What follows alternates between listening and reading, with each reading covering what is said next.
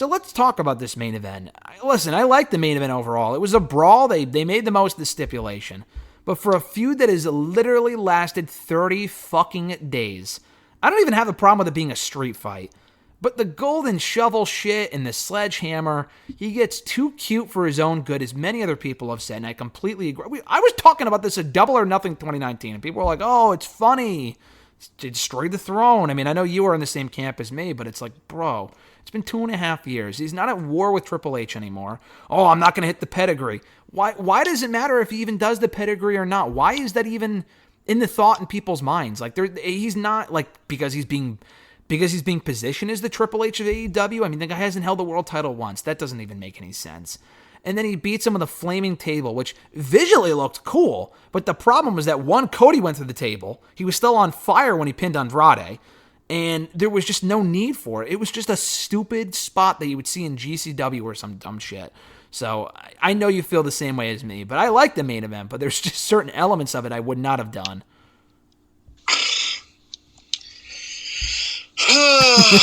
Where do we start with this? I honestly haven't liked anything Cody's done in so long. Yep. That it's one of those things, like, as a street fight, like, yeah, it was fine. But then, like you said, they pull out the golden shovel and they pull out the fucking flaming tables. We got to get Brandy on the show. And Arn's falling on the entrance and the stupid Stooge is helping him out instead of beating his ass like he's supposed to be doing. I like Andrade going into AEW. Like I said, I think he's been I don't know if it's just him or the crowd realized it connected to him or whatever. I just feel like he's been definitely an afterthought. I feel like he's just kind of there at this point. And Cody's just, I don't know what he's doing, and he's not going to turn, and he's not going to do boring old tropes, but then he just goes back to the Triple H stuff, and I don't get it. I mean, I understand why people don't like him too, because he's like literally the antithesis of like WWE. So like, it is what it is. But like, he hasn't had anything basically since the pandemic started. He hasn't had anything I enjoyed. The fucking QT Marshall stuff was terrible. Him and fucking the Shaq stuff. Like, what was that? Like, that was like 2 seconds. If you blink and you miss it. Like, if you like were in the hospital for 2 weeks, you would have missed the Shaq and Cody thing. Not like you missed much, but like, that was over in 2 seconds, and him and Andrade, and then they do him in black randomly, and then they have like 17 matches with the bells and whistles and the fucking dusty finishes and fucking more fucking smoke and mirrors. You've seen one Cody Rhodes match, you've seen them all. I feel like they're all the same. There's so much interference. There's so much fucking. I don't know.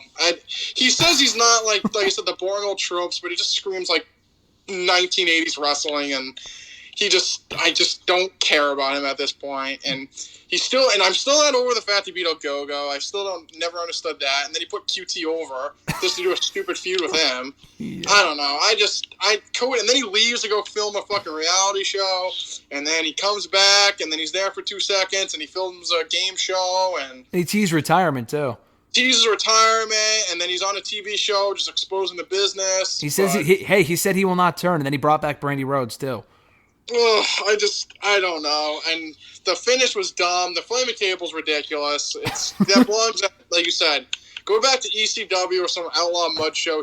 Like, this is on TNT fucking cable, and you're having flaming tables and thumbtacks. Is just ridiculous. And then it would have been fine, but like, he was the one on fire. He landed on the table, and he just rolled right over and pinned him. It was so dumb. He did it to get cheered. Like, just turn heel, buddy. I just don't understand it. I get it. You want to be in politics after you're done wrestling. I get it. You have your I know. It's so obvious that's where he's going. It just turn heel. It's just ridiculous. And the fact that Tony Khan doesn't just make him turn heel. It's like, no one wants, like, you are literally the antithesis of what these people fucking hate. So just turn heel. Oh my God. You have, like, your wife is a fucking heat magnet. Just turn heel. Why was she wearing a hood on her head? People like jump the rail and try to stab him. People don't like him that much. Just fucking turn him heel. Why was she dressed up in disguise when she came out? Was there any reason for that? Not really, because it wasn't like she like fucked Andrade. She just slid in the ring. They were already on the top turnbuckle. She just flips the hood off in the mask, ooh, it's Brandy. She lights the table on fire. It's not like she interfered or anything. Big pop.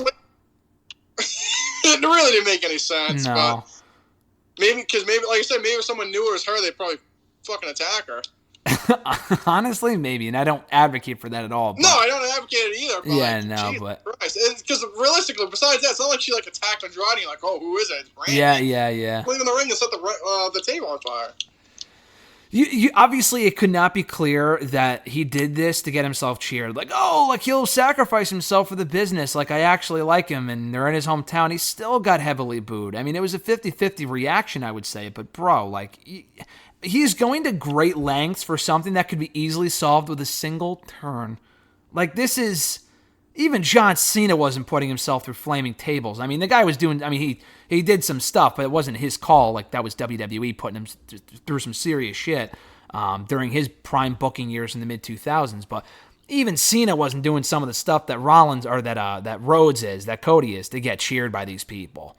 Yeah, I mean, but same Cena's, thing with Roman. Cena was actually a superstar. I mean, Cody Rhodes is Cody Rhodes. I mean, I think Cody Rhodes is a big star, but I don't know. I think he could be world champion.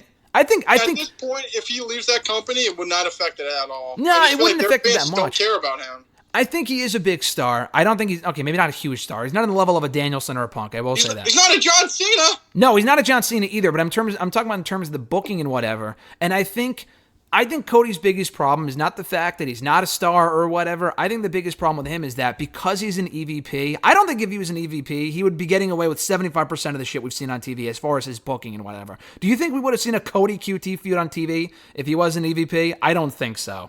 I don't think we would have seen a fucking flaming table. I mean, did we not have in the Jericho Gage match forks and shit?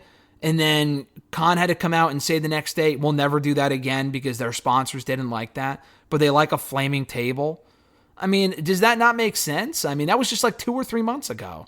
And I thought that was stupid. I thought this was stupid. Again, it looked cool, but you can't always do what just looks cool that dude is the definition of a cheap pop. Because it's not even like there was a reason for it. And if you do a flaming table, like, I'm not against doing it, but it has to make sense. Like, dude, these guys have been feuding for a fucking month. For a month. Like, attack Brandy and like beat the shit out of him and fucking choked Pharaoh out. Exactly. Dude, Andrade already lost to Pac a month ago. He lost to Cody in the tag team match at Full Gear when it mattered most. Oh, because Andrade won the 8-man tag team match last week? It justified them doing a flaming table? Come on. What is this? Andrade feels lost. Cody, where do you even go with him from here? Just, honestly, like, they have such a roster at this point. I know they're not doing anything where they need to be off TV, but just take Jericho off the show and take Cody off the show. I mean, literally, they need a break. And none of this, like, oh, gone for a month, back the next. Gone for like a good 3 months, I think. I think some time off would do a world of good for both guys. Jericho feuding with 2.0 and dragging Eddie Kingston down with him, and then Cody beating people that he probably shouldn't be beating, to me, is just downright stupid. So, I agree with Jericho. Cody doesn't have to go off TV. He just needs to turn heel. If he's not going to turn heel, though, I think he should leave. Off TV. Oh, if he's not turning heel, fucking go on a hood for a year or something. I don't know. Jericho really needs to go away. I mean, he just is...